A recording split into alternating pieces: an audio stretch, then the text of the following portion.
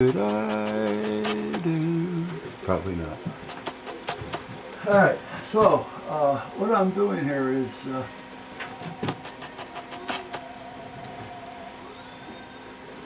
hooking up the plug.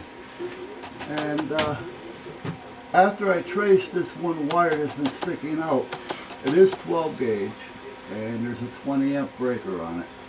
So I think this will be fine without using any of this one, because that one kind of travels. And this is also a 12 with a 20 on it. But see, the thing is, I can put a lot of plugs on things because I don't use everything at once.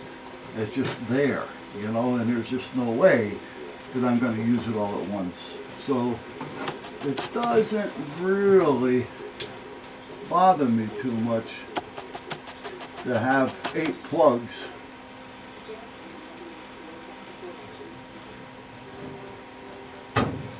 on a breaker. But you know, then again, they do that all the time. I mean, I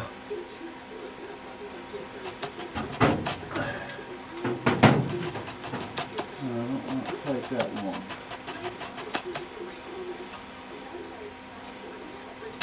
There. Years ago, he's no longer alive, but Henry Goodwin and his brother, they were electricians.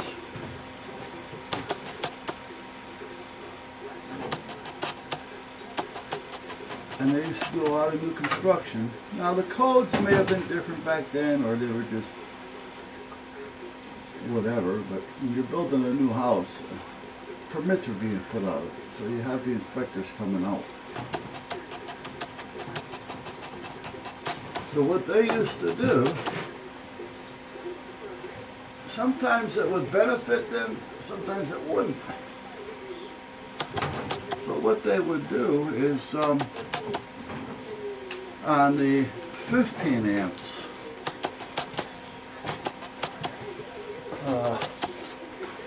they 20 amp. They ran a 20 amp breaker, let's put it this way.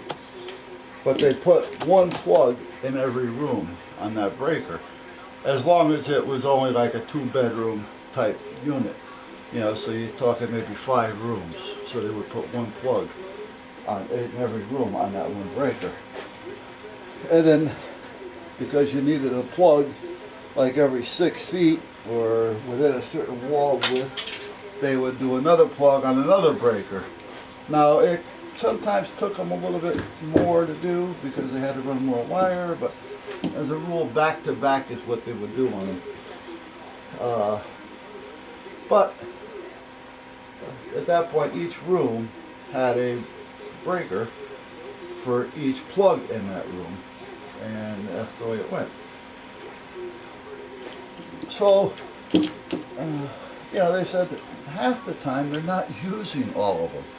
You know, they plug in a night light on the table, you know, or a nightstand, or you know, they didn't have computers and all this shit back then. Really. Think about it. I didn't get my first computer. I don't even think they were popular until, well, let me see. I think I got my... Well, guys, you know what? It's time to clean this corner out. So much space there that I can use. And it's time to just start getting organized. You guys remember I started, well, this is my stuff. I was wondering where I put my stuff. That's my lubricant.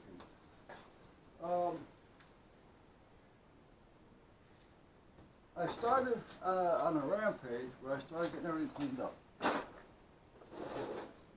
And then something came up, got me off track, and away I go. So, it's time to get back on track. Now I brought this in because I was going to make something out of it, which is big old piece of lumber, 4 by 8, I would probably venture to say, by about 4 feet. I had it out there. It's pressure treated. I don't know what I brought it in for, but I'm going to just take it, put it back outside for now, or at least over in the pile. Here's some wood, which can go over here. Okay.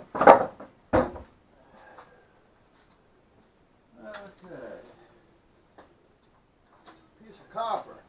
I was just saying, if I had copper, I can probably make an antenna real quick. That's not enough, however. That's a start, but I still need another piece. A lot longer than that.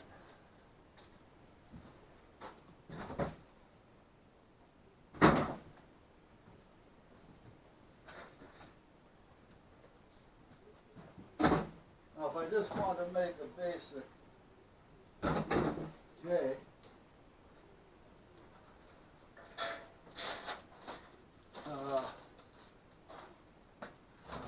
I can get away with probably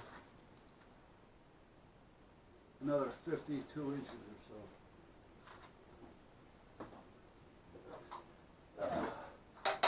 Well, there's that funnel I was looking for. I need that for the John Deere.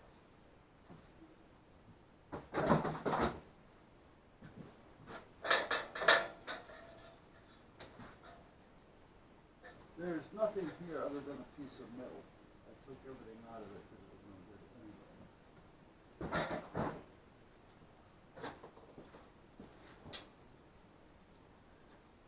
Now this, well, I used this quite a bit actually.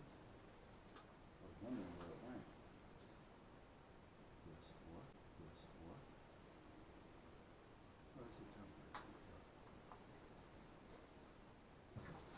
More PVC pipe. All this PVC pipe can go outside.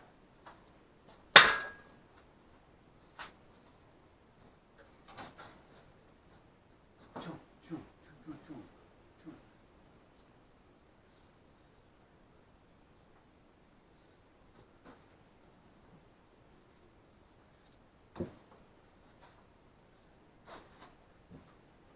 Here's my saw cleaner. This cleans out the channels in the table saw. Not that I've used the table saw much.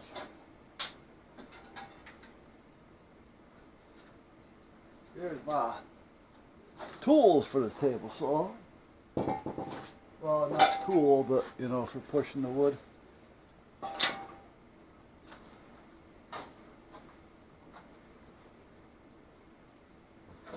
Another roll of wire. What gauge we have here. A lot of this is going to just go out in the power shed because the PVC pipe I can just put outside. I ain't got to worry about that too much.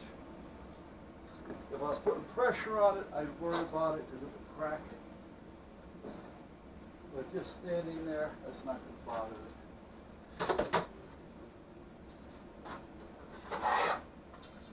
Brackets, I've been looking for these. Let me put them over here with the other ones.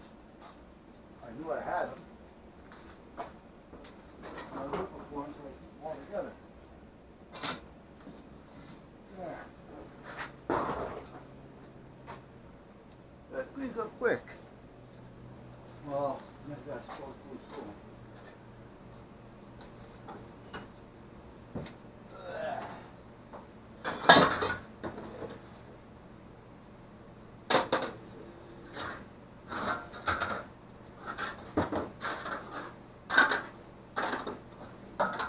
Trowels.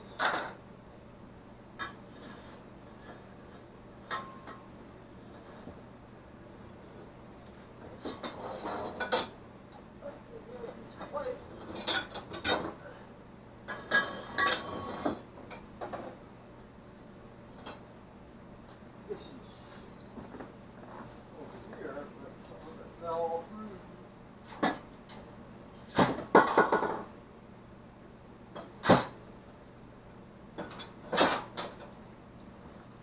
Put this piece of pipe back over there.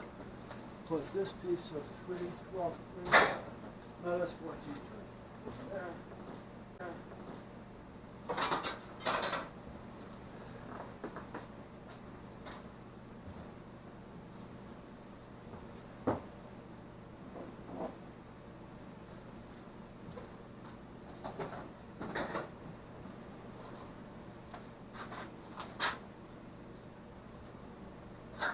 You don't need these trowels.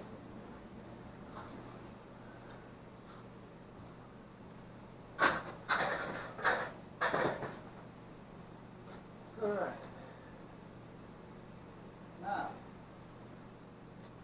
this is the sandblaster here.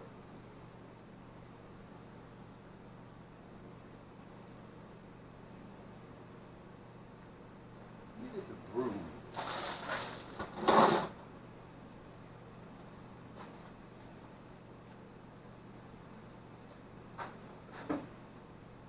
I remember dropping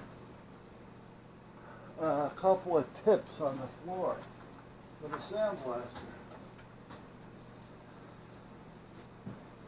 I think they were on the floor. What's that, another piece of tip? Yeah, put it back there.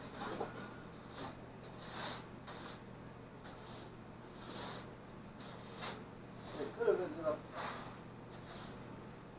on the shelf here someplace. Get all this crap off of here.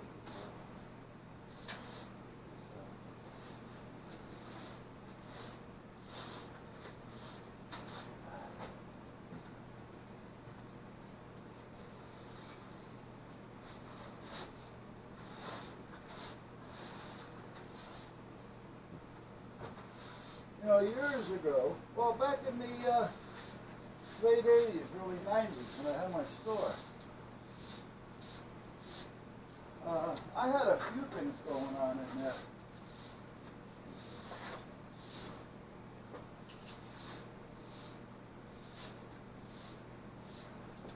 My past father-in-law, who is also passed away, great guy. I had two good father-in-laws, but he was also an artist.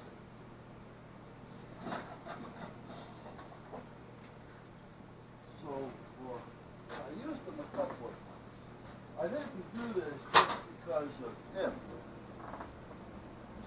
I ended up doing a lot of work for a local Harley Davidson dealership on putting alarms and things in their motorcycles.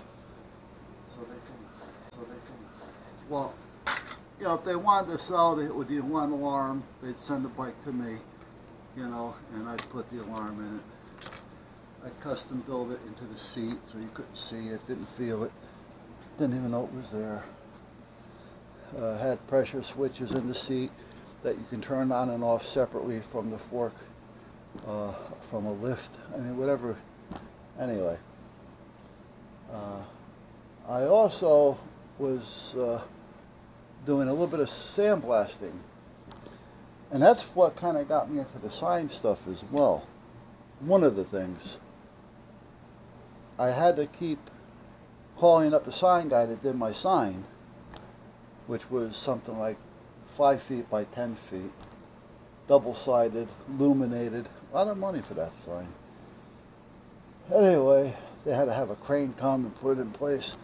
So I would have him make me up stencils with the vinyl in reverse of clocks, because I was making different design clocks and I was sandblasting them into the glass. Well, I noticed a new sandblaster came out that had a recycling on it, so that when you're sandblasting, it had a brush around it, so that you can sandblast up close and personal within that far, and the brush would catch everything and the vacuum would suck it back down and recycle it. So you're getting a good job, you know, and you're clean job. So I started doing mirrors. Next thing you know, brothers, I did a couple mirrors on my bike. Bobby started telling a couple of the customers about it. Next thing you know, I got customers coming to the shop. They wanted mirrors done with the name of the bike, the name they call it, or their name, or their girlfriend's name, or whatever. Designs, pictures on the mirrors. Well, then it got to where they're coming to me with pickup trucks, and they want the back windows done. Big Eagles and Harley Davidson and stuff like that. Well, that's where my past father-in-law came in, because he was a great freehand artist, and he would come down and he would draw it all out, cut it off by hand, because I didn't have the vinyl cutter. Cut it out by hand, and then at that point, put it on the back of the window,